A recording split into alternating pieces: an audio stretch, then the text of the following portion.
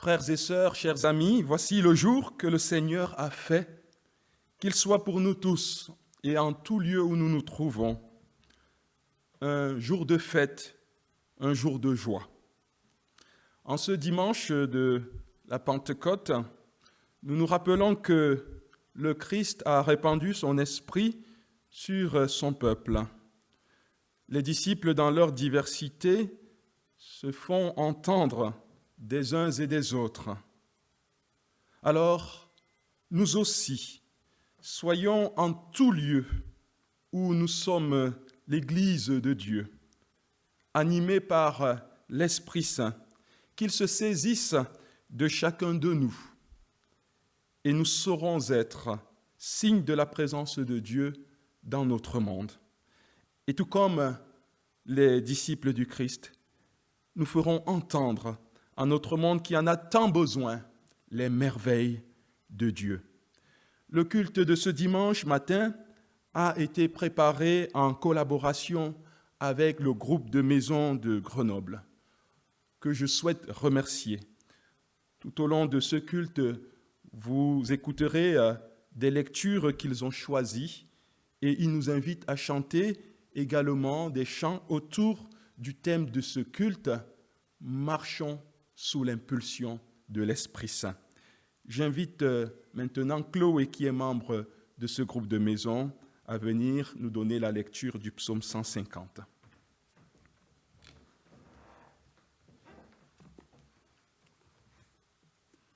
Chantez la louange du Seigneur. Chantez la louange de Dieu dans son temple saint. Chantez sa louange dans le ciel, au royaume de sa puissance. Chantez sa louange pour ses exploits. Chantez sa louange pour toute sa grandeur. Chantez sa louange au son de la trompette. Chantez sa louange avec la harpe et la cithare. Chantez sa louange en dansant au rythme du tambourin. Chantez sa louange avec la guitare et la flûte.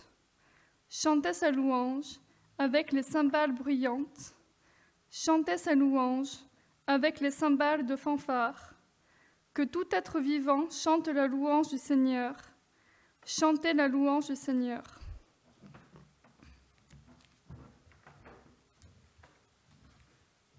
Je nous invite à la prière. Nous te louons, notre Dieu, notre Père, pour ton amour manifesté en Jésus-Christ, notre Seigneur. Toi qui, par le mystère de la Pentecôte, répands l'Esprit Saint sur l'immensité du monde, là où sont tes enfants, continue dans nos cœurs ce matin l'œuvre d'amour que tu as commencée à la naissance de l'Église. Nous te prions pour que nous aussi, à notre tour, nous puissions entrer dans la louange avec le psalmiste et que le monde entende de notre bouche sortir les merveilles de Dieu. Par Jésus-Christ, notre Seigneur. Amen. Célébrer, nous venons célébrer et adorer notre Dieu. Célébrer, nous venons célébrer.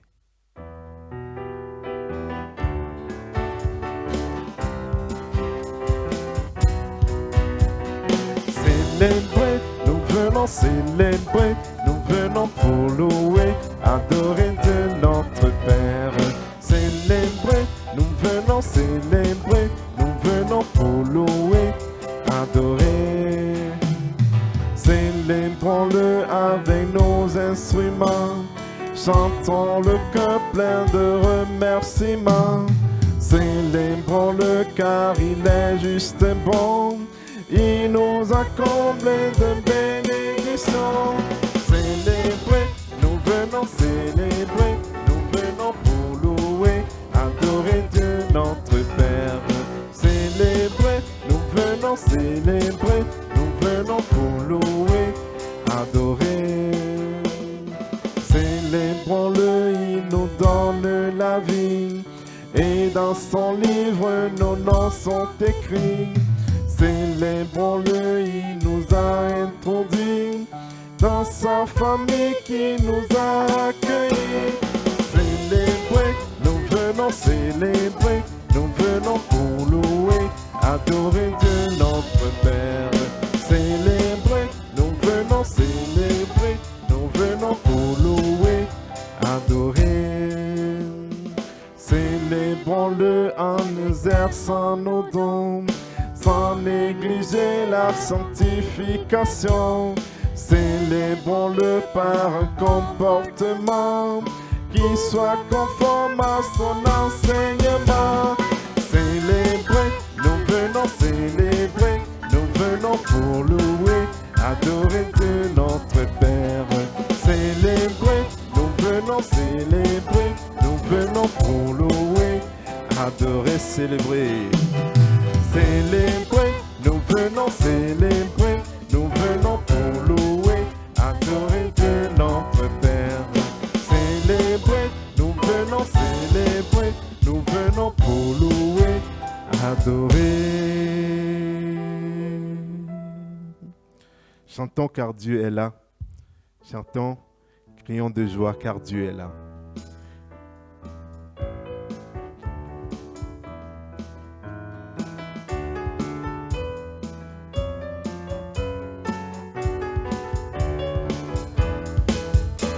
Chantons car Dieu est là, poussons des cris de joie, laissons-lui un trône de reconnaissance, un palais de louange. Chantons car Dieu est roi, tout pour nous durera, et quand on le loue, sa gloire descend sur nous. Dans son temple ici-bas, chantons quand Dieu est là.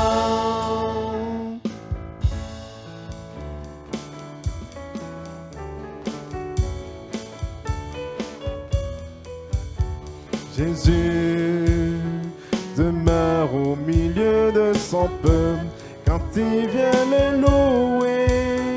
Jésus demeure au milieu de son peuple quand il vient l'adorer. Chantons quand Dieu est là, poussons des cris de joie, laissons-lui un trône de reconnaissance, un palais de louange. Le roi des rois, son amour durera, et quand on le loue, sa gloire descend sur nous, dans son temple ici-bas. Chantons quand Dieu est là.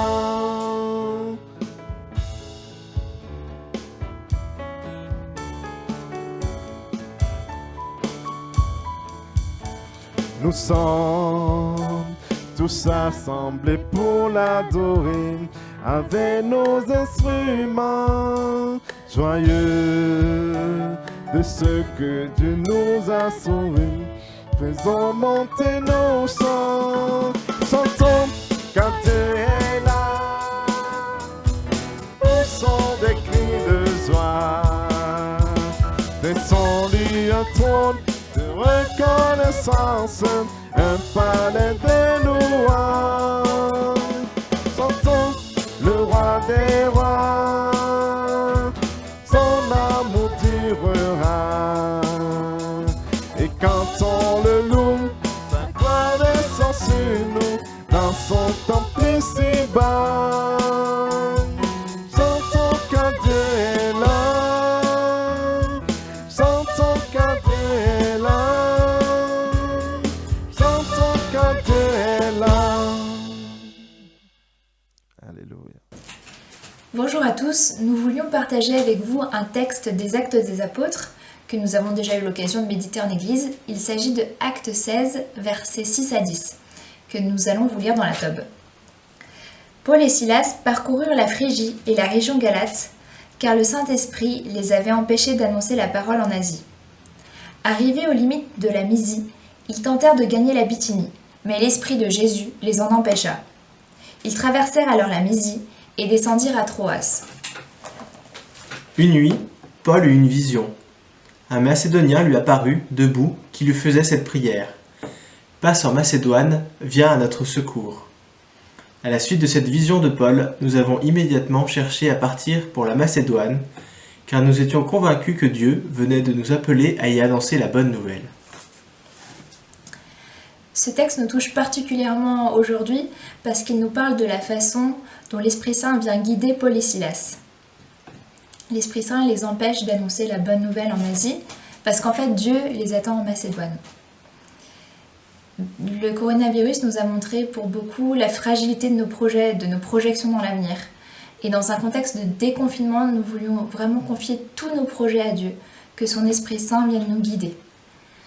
Et dans la continuité de ce texte, nous avions à cœur de vous proposer le chant « Ta bienveillance, ô Éternel », avec la phrase « Il est la main qui me délivre de la folie de mes projets ». C'est une phrase qui peut paraître un peu dure au premier abord, mais en fait, tout ce chant est rempli d'une grande douceur, de la tendresse de Dieu qui veut nous guider à condition de l'écouter. En fait, c'est un chant qui nous parle de l'Esprit Saint, mais sans le nommer. Et on pense aussi à ce psaume, le psaume 127, « Si le Seigneur ne bâtit la maison, ses bâtisseurs travaillent pour rien ». Alors en ce jour de Pentecôte, nous voulons vraiment invoquer l'Esprit Saint, qu'il vienne souffler sur nous, qu'il vienne guider nos vies. Avec le groupe de maison, nous voulions vous proposer en second chant une invocation à l'Esprit. Viens Esprit de sainteté.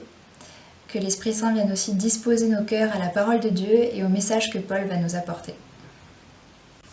J'écouterai ce que dit Dieu, car il est droit pour qu'il écoute. Ta bienveillance, ô Éternel, vaut mieux que tout ce que j'ai vu.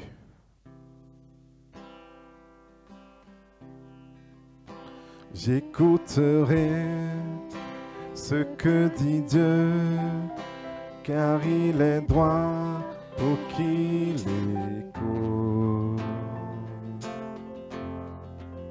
Sa paix divine est pour tous ceux qui vont aller quand vient le doute. Fidèlement, je veux le suivre, je veux marcher dans ses sentiers. Il est la main qui me délivre de la folie de m'imposer. Ta bienveillance, ô Éternel, vaut mieux que tout ce que j'ai vu. Ma délivrance est sous ton aile, sur le rocher de ton salut. Ta bienveillance, ô Éternel, vaut mieux que tout ce que j'ai vu. Ma délivrance est sous ton aile, sur le rocher de ton salut. Sa gloire est proche, son règne vient, et le pays est apaisé. Lorsque la crainte est en chacun, lorsque son nom est exalté, marchons en paix, suivons son pas, en justice et en vérité. Recevons tout ce qu'il voudra, ce que sa main veut nous donner. Ta bienveillance, ô Éternel, vaut mieux que tout ce que j'ai vu. Ma délivrance est sous ton aile, sur le rocher de ton salut. Ta bienveillance, ô Éternel, vaut mieux que tout ce que j'ai vu. Ma délivrance est sous ton aile, sur le rocher de ton salut.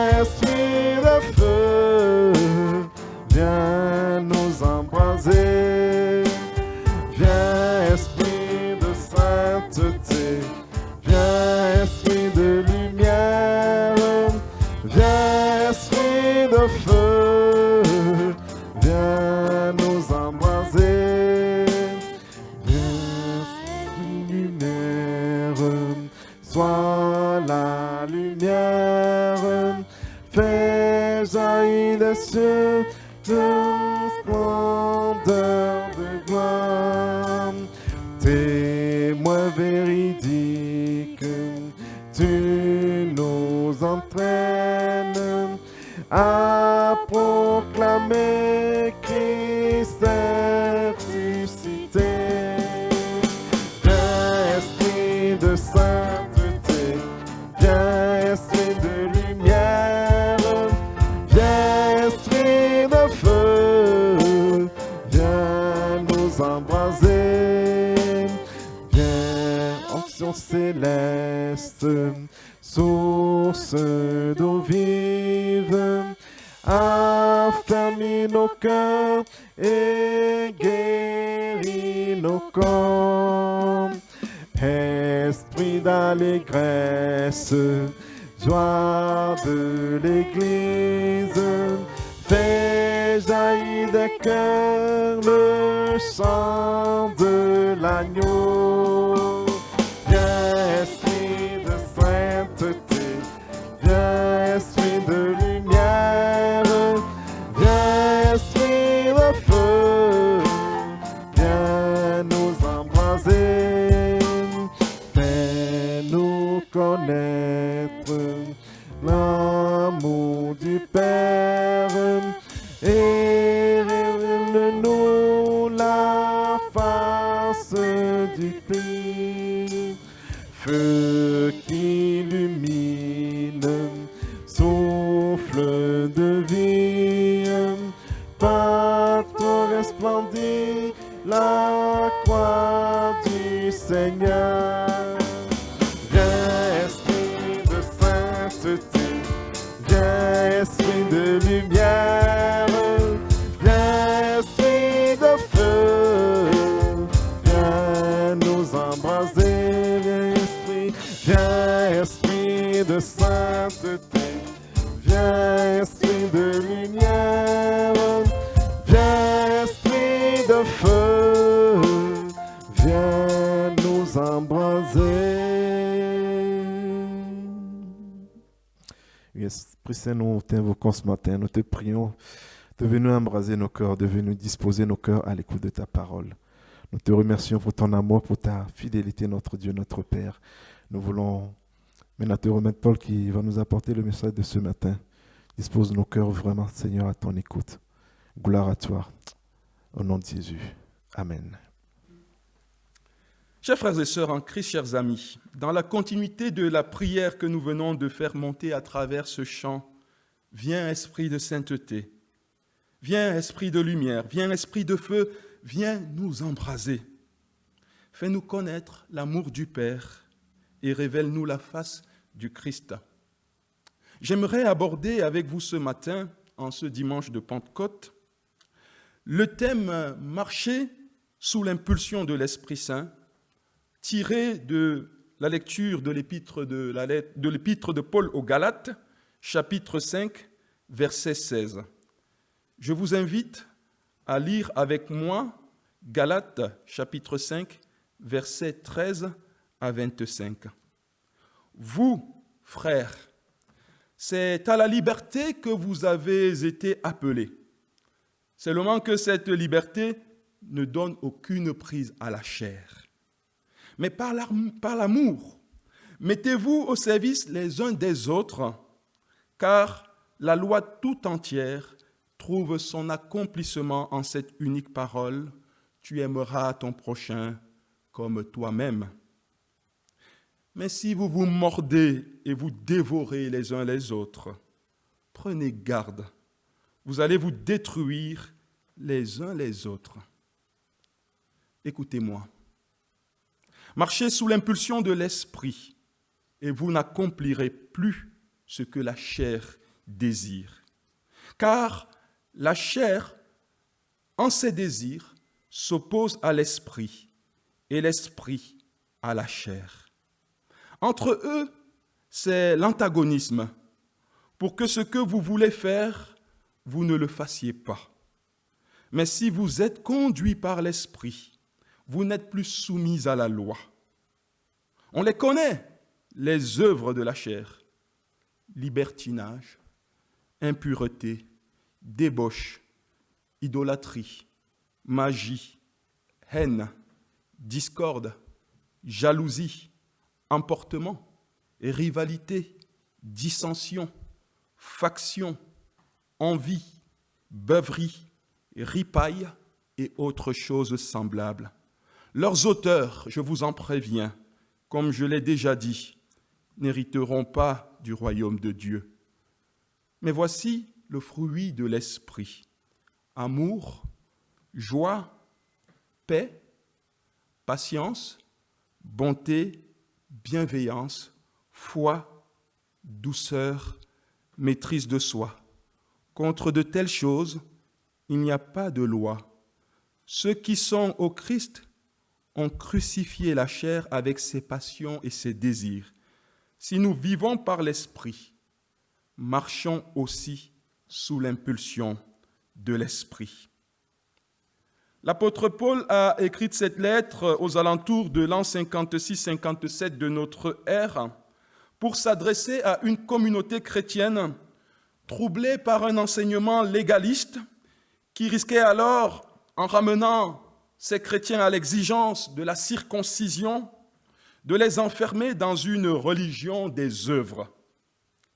L'apôtre Paul y voit carrément une remise en question de l'évangile de la justification par la grâce. Cela serait tout simplement une marche arrière, un retour vers le passé. Or, précisément, être et vivre en Christ, n'est-ce pas passer de la servitude à la liberté? Mais comment vivre cette liberté sans la travestir en libertinage?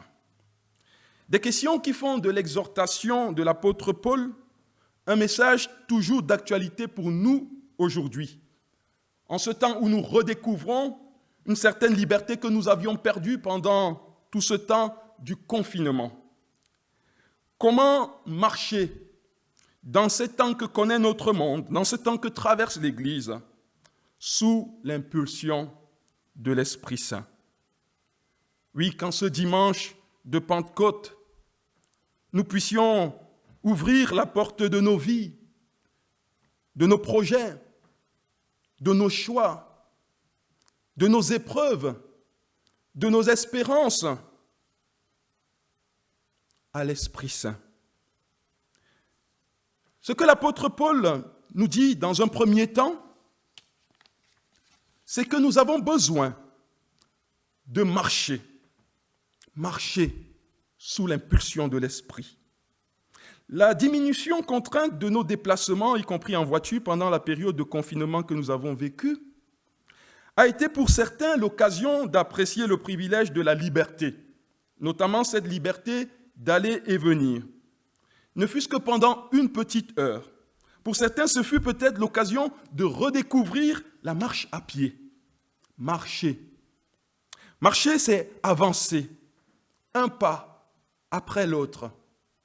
Marcher, c'est faire cette expérience de l'équilibre dans le mouvement. C'est être dans une dynamique qui met en marche notre corps, qui dynamise nos muscles, qui met également en marche notre pensée et ordonne même nos pensées. Nous voyons la souffrance des malades rester longuement alités et toute la nécessité de remuscler leur corps, de les aider à nouveau à apprendre à marcher, un pas après l'autre. Apprendre à reprendre son souffle. L'image de la marche, pour nous, évoque ici la vie chrétienne. Et cette image est intéressante parce qu'elle nous aide à comprendre que la vie chrétienne, elle aussi, est une marche plus qu'une course. Est une marche où nous apprenons à poser, nous aussi, nos pas après les pas de Jésus-Christ. C'est un peu comme marcher à la suite du Christ sur le sable. Nous rêvons de plages, de sable peut-être pour les semaines à venir. Eh bien, quand on marche Sur le sable, on laisse des traces, des empreintes.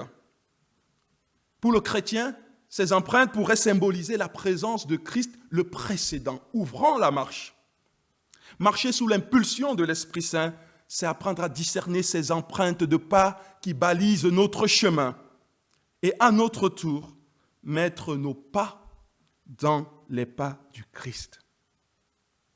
Mais cela ne nous est pas facile, ne nous est pas aisé, parce que nous ne venons pas à la suite de Jésus-Christ sans être chargés d'un sac rempli du poids de nos vies, du poids de nos histoires. Nous venons au Christ avec ce sac rempli aussi de notre caractère d'autrefois, de nos habitudes fortement imprégnées, de nos désirs qui ne sont pas toujours éduqués selon le cœur de Dieu. Bref, nous venons à Jésus-Christ dans notre humanité, ce que l'apôtre Paul appelle la loi de la chair. La chair renvoie à ce qui est incapable de comprendre et d'exprimer les réalités de Dieu, ce qui lui résiste, ce qui refuse de se laisser instruire et conduire par Dieu. Bien que nous ayons goûté par avance aux arts de l'Esprit Saint, nous sommes encore chrétiens écartelés entre la loi de l'Esprit et la loi de la chair. Si le chrétien est appelé à marcher selon l'Esprit, nous le voyons surtout, hélas, encore marcher souvent selon la chair, sous l'impulsion de ses désirs, sous la direction de sa seule mentalité. Or, l'apôtre Paul rappelle aux Galates et à nous que ce que produit la chair, c'est la désobéissance et l'incapacité de vivre selon le cœur de Dieu. Et l'apôtre Paul montre que c'est un combat, c'est une lutte que le chrétien mène, comme dans l'épître aux Romains, une épître qui a été écrite sans doute quelques années après celle écrite aux Galates. L'apôtre Paul lui-même y rend compte d'un combat spirituel qui traverse le croyant, en tout cas celui qui veut vivre sous l'impulsion de l'Esprit de Dieu. Combat ce combat dont il nous parle en Romains chapitre 7. Alors, il nous rappelle dans ce passage, nous savons certes que la loi est spirituelle, mais moi je suis charnel, vendu comme un esclave au péché. Effectivement, je ne comprends rien à ce que je fais. Ce que je veux, je ne le fais pas, mais ce que je hais, je le fais. Or, si ce que je ne veux pas, je le fais, je suis d'accord avec la loi et reconnais qu'elle est bonne. Ce n'est donc pas moi qui agis ainsi, mais le péché qui habite en moi. Car je sais qu'en moi, je veux dire dans ma chair, le bien n'habite pas. Vouloir le bien est à ma portée, mais non pas l'accomplir. Nous avons besoin d'apprendre à marcher selon l'Esprit Saint, autrement dit, à laisser l'Esprit Saint œuvrer dans nos vies précisément pour nous imprégner de la victoire que le Christ a acquise sur la loi de la chair et la loi du péché. La victoire du Christ nous a libérés de la servitude de la chair.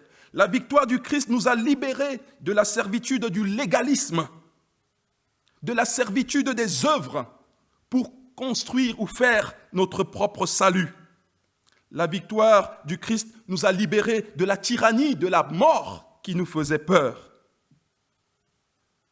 Retourner à la circoncision pour les Galates, c'est finalement retourner à la servitude de la loi, se replacer dans une religion où il faut absolument remplir toutes les exigences morales et rituelles de la loi, ce que personne n'a pu faire excepté le Christ parfaitement.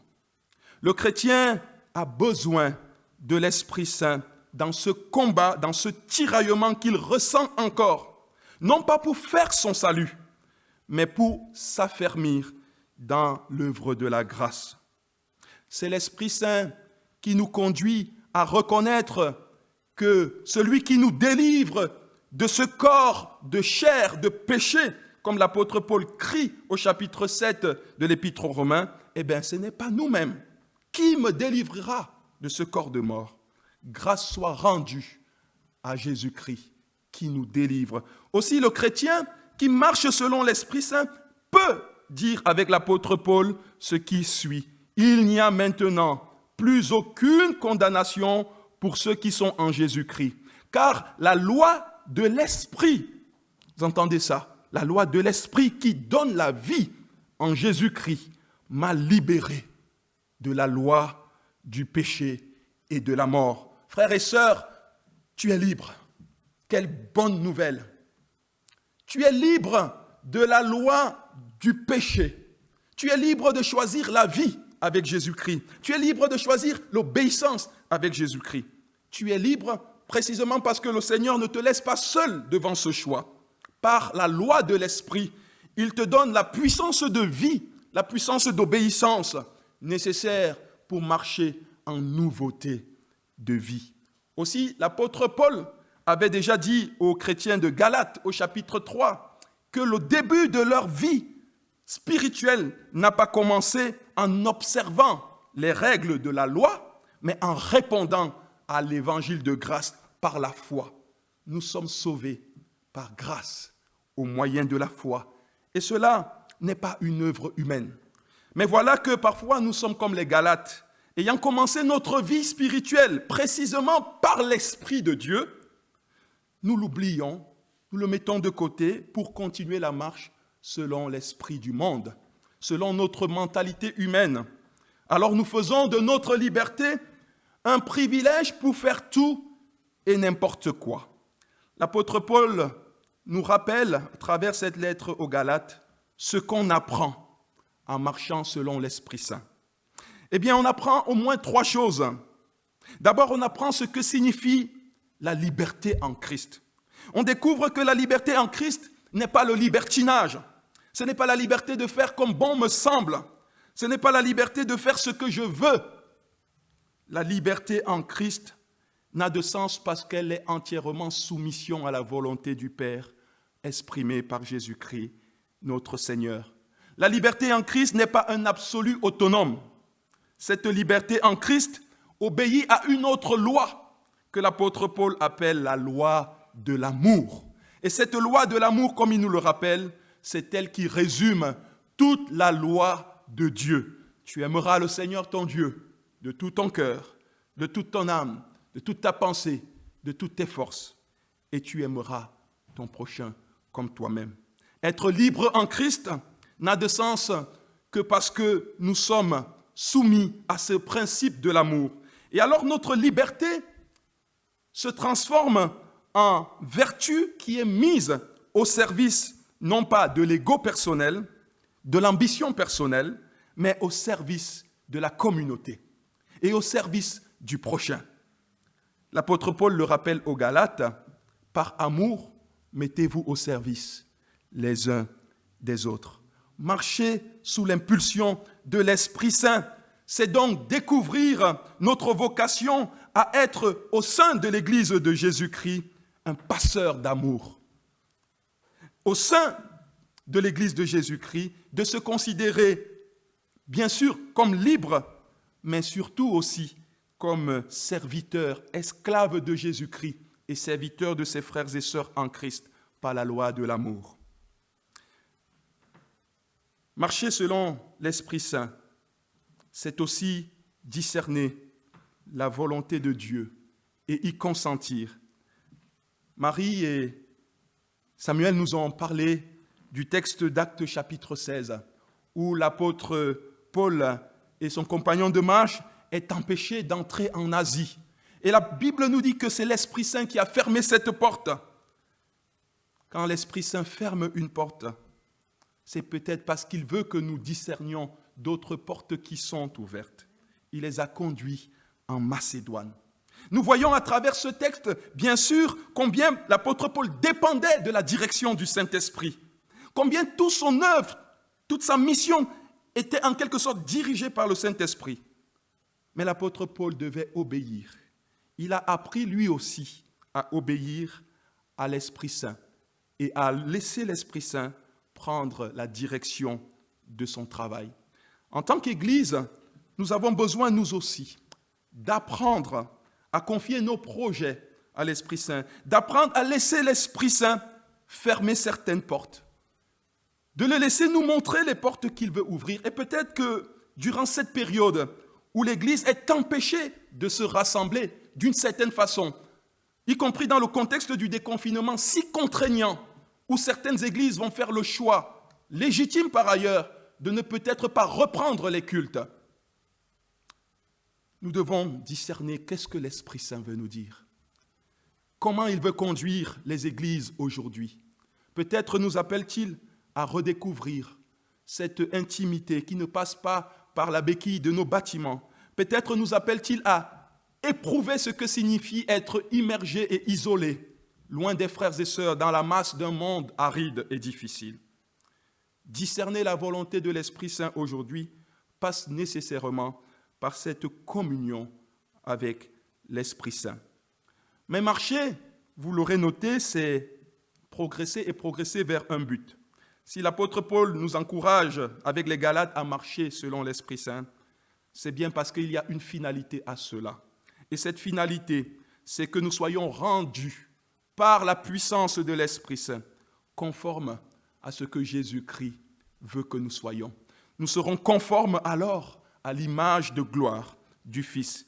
Et ainsi, nous pourrons davantage continuer de rayonner de son amour là où nous sommes, autant de temps que le Seigneur voudra nous y laisser, dans nos maisons, dans nos lieux de travail, partout où le Seigneur nous conduit par son esprit, loin des murs de l'Église locale.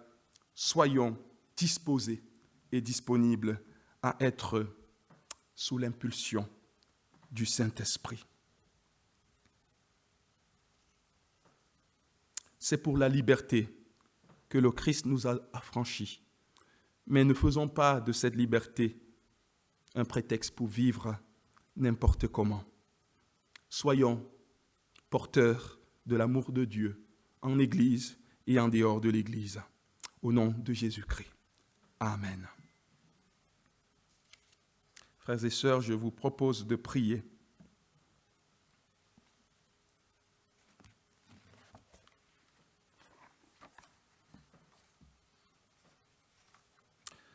Seigneur notre Dieu, sur les églises dispersées aujourd'hui dans le monde entier, sur ces communautés aux 1000 visages, sur les croyants isolés dans ce vaste monde, aujourd'hui encore nous te prions, envoie ton Esprit Saint.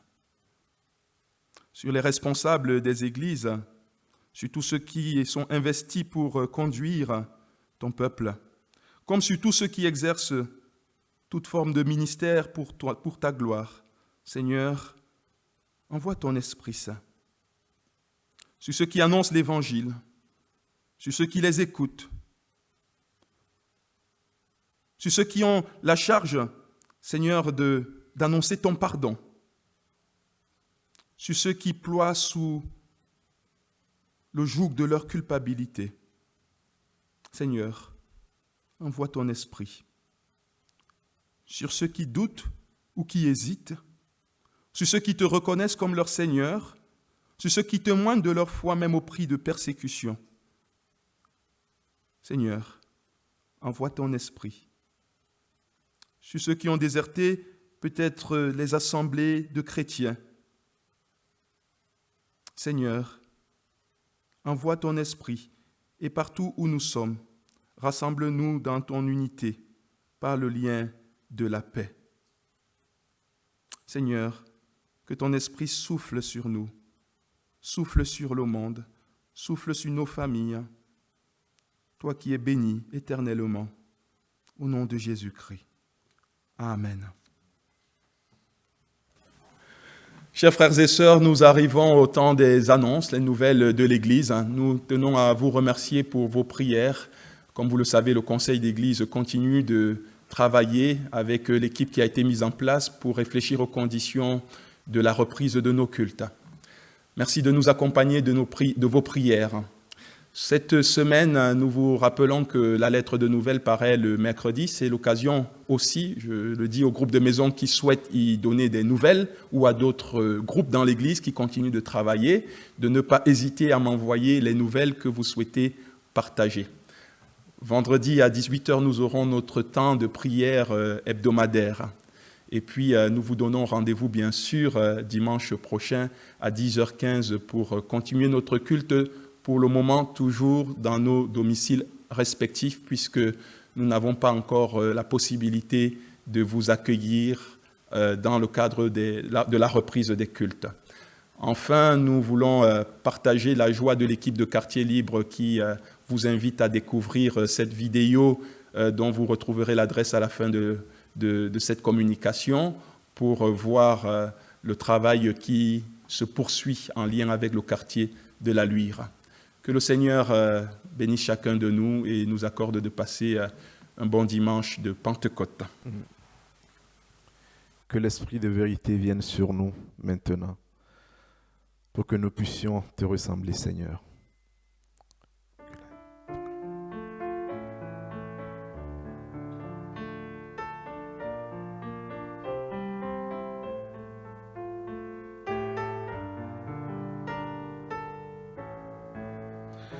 Que l'Esprit de vérité vienne sur nous maintenant, pour que nous puissions te ressembler et savoir prier.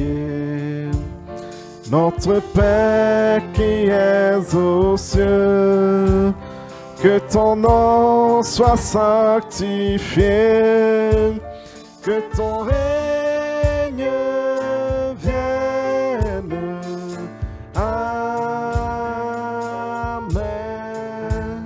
Que ton règne vienne. Que ton règne vienne. Que ta volonté soit faite dans nos vies. Notre Père qui es aux cieux, que ton nom soit sanctifié. Donne-nous aujourd'hui le pain qui nourrit. Oh, pardonne-nous. Oh, pardonne-nous. Et à ceux qui nous offensent, nous pardonnons. Notre Père qui es aux cieux, que ton nom soit sanctifié. Délivre-nous du mal, garde-nous d'être tentés. À toi seul règne, à toi seul règne, à toi la puissance, la gloire au siècle des siècles.